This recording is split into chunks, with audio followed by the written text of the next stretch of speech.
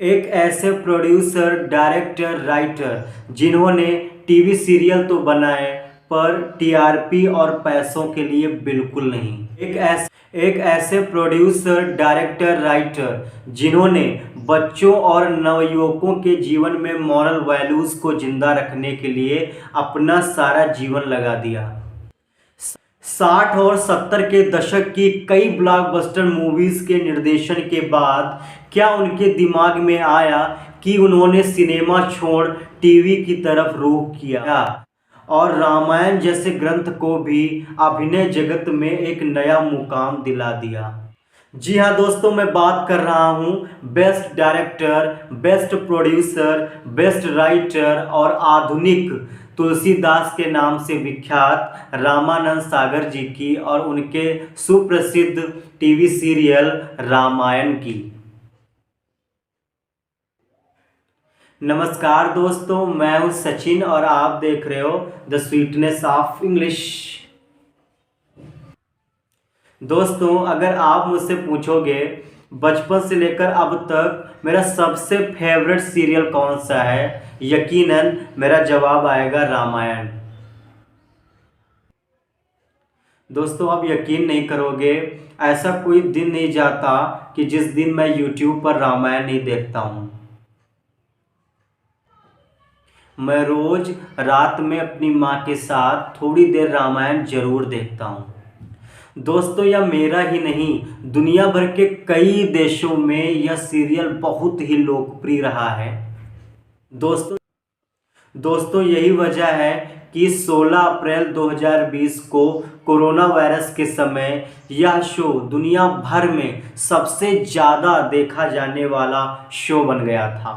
शायद आपको नहीं पता इस शो को बनाने के पीछे एक व्यक्ति का कितना बड़ा संघर्ष रहा है। दोस्तों, 80 के दशक में धार्मिक ग्रंथों पर मूवीज बनना तो आम बात थी, पर उस टाइम में धार्मिक ग्रंथों पर सीरियल नहीं बनाए जाते थे गया था।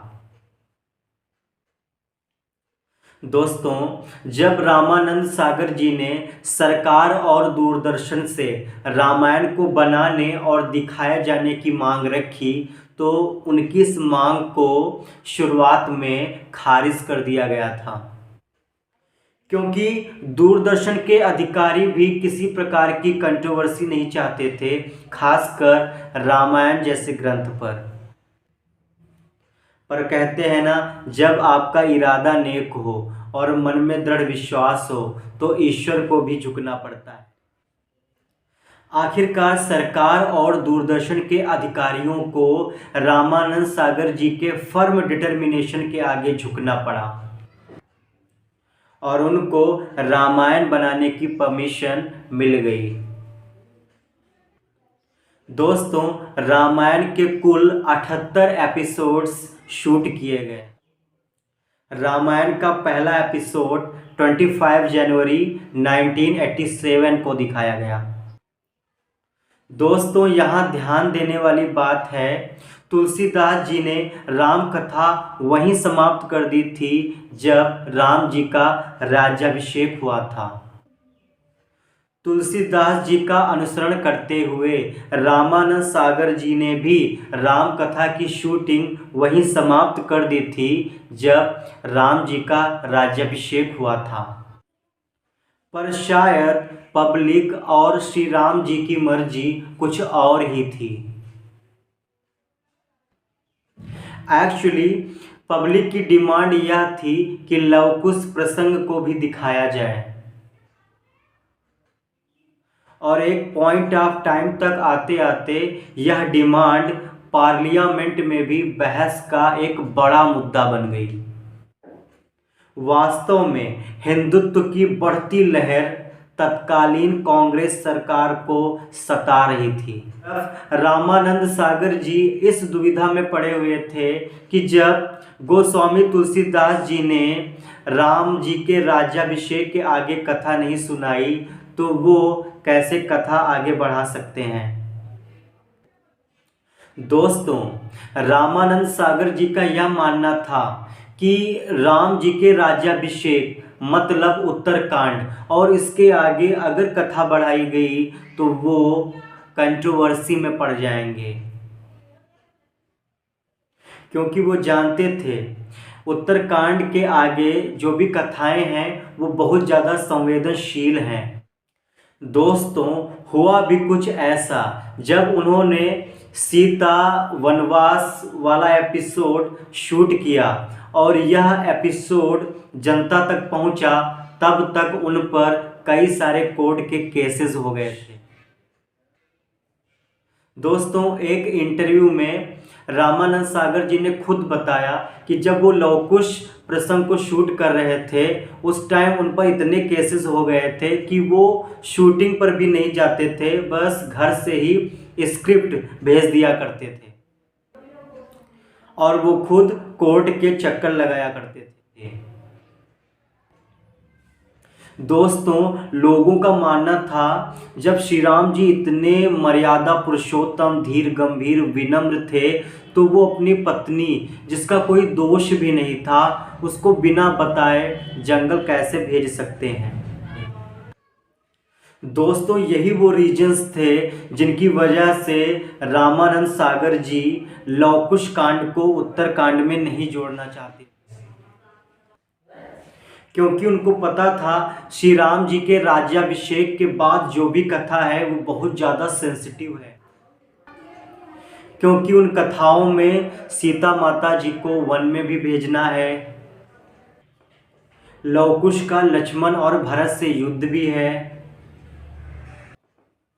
और लास्ट में सीता माँ को धरती में समाहित भी होना है।